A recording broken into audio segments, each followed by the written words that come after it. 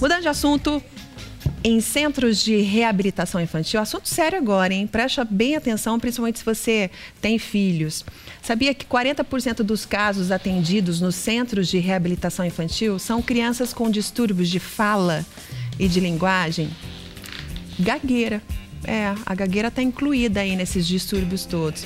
A gagueira impede aquele fluxo suave da fala da criança, né? Pode ser trauma? Pode. Pode ser genética? Pode também. Mas, na realidade, a causa ainda é meio incerta, né? E também a forma como se trata a gagueira.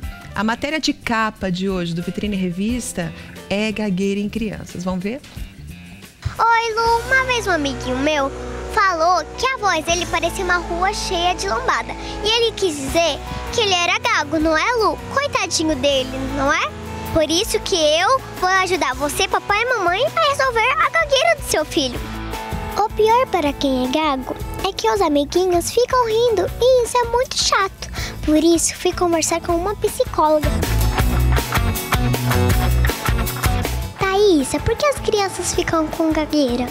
Olha, não tem uma causa única definida. Pode ser que o fator seja hereditário, alguém da família ter tido gagueira durante o seu desenvolvimento. Pode ser o fator emocional, algo que esteja acontecendo na vida da criança e que esteja abalando ela emocionalmente, ela pode vir a desenvolver a gagueira. O que cura a gagueira?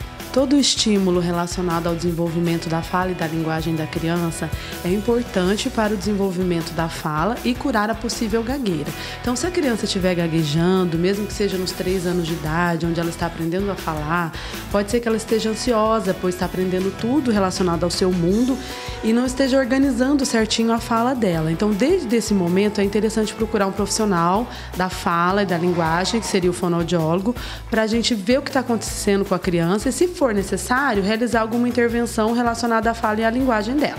Aula de canto, teatro, ajuda também? Ajuda sim, porque a criança vai adquirir autonomia, autoconfiança no próprio desenvolvimento da fala. E uma vez que a criança tem essa autonomia, ela vai diminuir até sanar a parte da gagueira. Então, teatro, aula de canto são formas maravilhosas da gente estimular a fala e a linguagem e sanar a gagueira. Para ajudar, você tem que fazer sobre se sentir amado por você, papai e mamãe. E fazer que ele desenvolva novas habilidades, por exemplo, o teatro.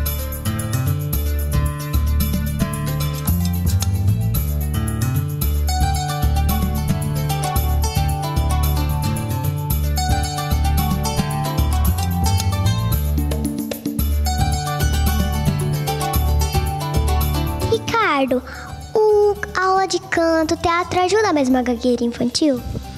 Ajuda, sabe por quê, Aninha? Porque o aluno, ator, ele trabalha dicção, concentração, ele faz exercícios vocais e isso dá uma preparação para ele entrar dentro de uma concentração em cena, palco, TV, cinema, o que for, né? Então ele já está preparado para isso, ele já está concentrado nisso. Então, tanto criança como adulto, o teatro ajuda sim. Como isso é trabalhado numa aula de teatro, Ri?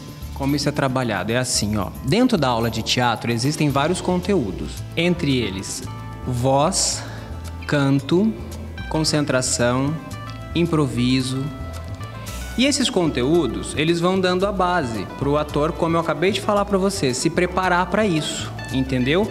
Então essa concentração, essa segurança que o ator, sendo gago ou não, mas no caso que a gente está falando, vai dar uma presença para ele. Tem um exercício que é muito importante para a dicção, que é você pegar uma rolha de silicone. Muita gente faz com a caneta, mas não é legal fazer com a caneta, tá? É você pegar uma rolinha de silicone, colocar bem aqui e começar a falar com isso na boca. E isso vai trabalhando a sua dicção e vai melhorando. Só que não é um exercício que você faz e pronto, resolveu.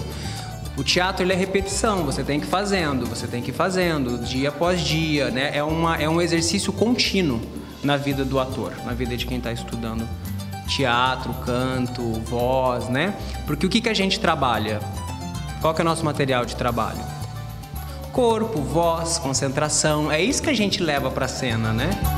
Não pode ignorar o problema, porque a gagueira é muito mais fácil de se prevenir em crianças do que adulto. fui até uma médica de voz pedir ajuda.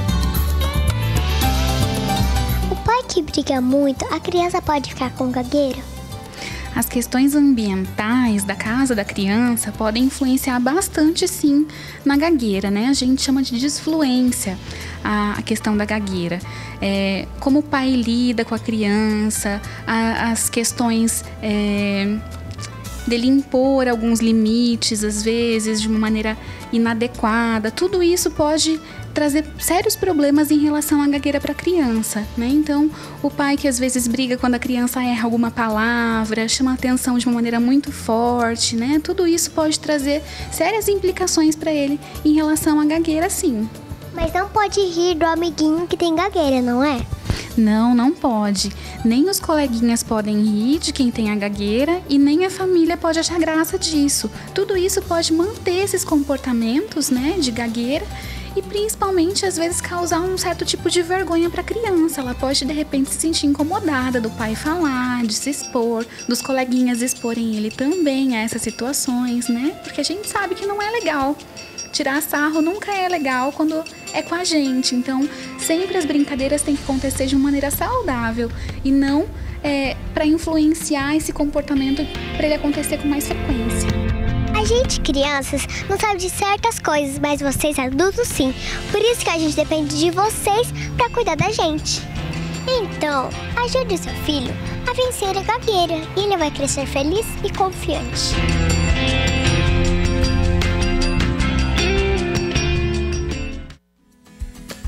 Muito importante isso, né? Obrigada, Ana Júlia. E olha, se você tem um filho com características, né, e que demonstra na voz uma certa gagueira, procura rápido ajuda, tá bom?